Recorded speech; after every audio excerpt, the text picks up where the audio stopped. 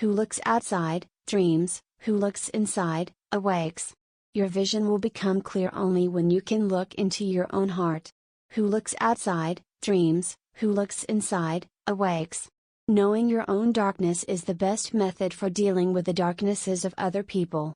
We cannot change anything until we accept it. Condemnation does not liberate, it oppresses. Everything that irritates us about others can lead us to an understanding of ourselves. A particularly beautiful woman is a source of terror. As a rule, a beautiful woman is a terrible disappointment. Even a happy life cannot be without a measure of darkness, and the word happy would lose its meaning if it were not balanced by sadness. It is far better take things as they come along with patience and equanimity.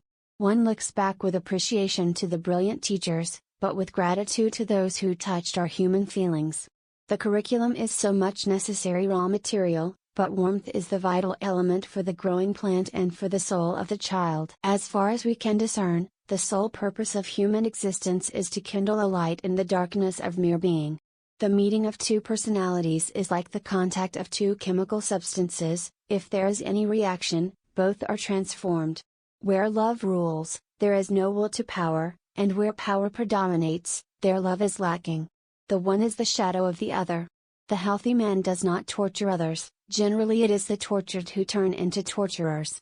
The word happy would lose its meaning if it were not balanced by sadness.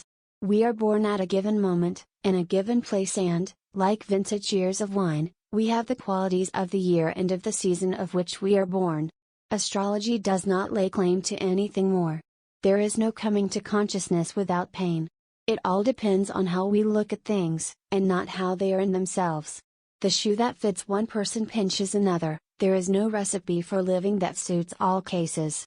When an inner situation is not made conscious, it appears outside as fate. Children are educated by what the grown-up is and not by his talk. Every form of addiction is bad, no matter whether the narcotic be alcohol or morphine or idealism. The pendulum of the mind alternates between sense and nonsense, not between right and wrong. Knowledge rests not upon truth alone, but upon error also.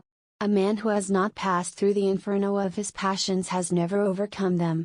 The creation of something new is not accomplished by the intellect but by the play instinct acting from inner necessity. The creative mind plays with the objects it loves. Through pride we are ever deceiving ourselves. But deep down below the surface of the average conscience a still, small voice says to us, something is out of tune.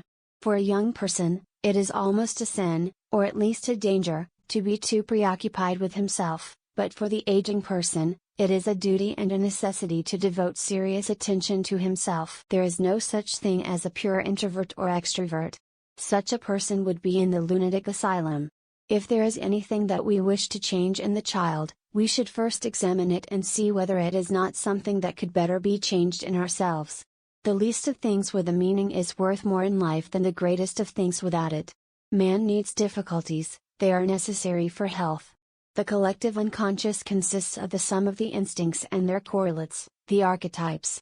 Just as everybody possesses instincts, so he also possesses a stock of archetypal images. Often the hands will solve a mystery that the intellect has struggled with in vain.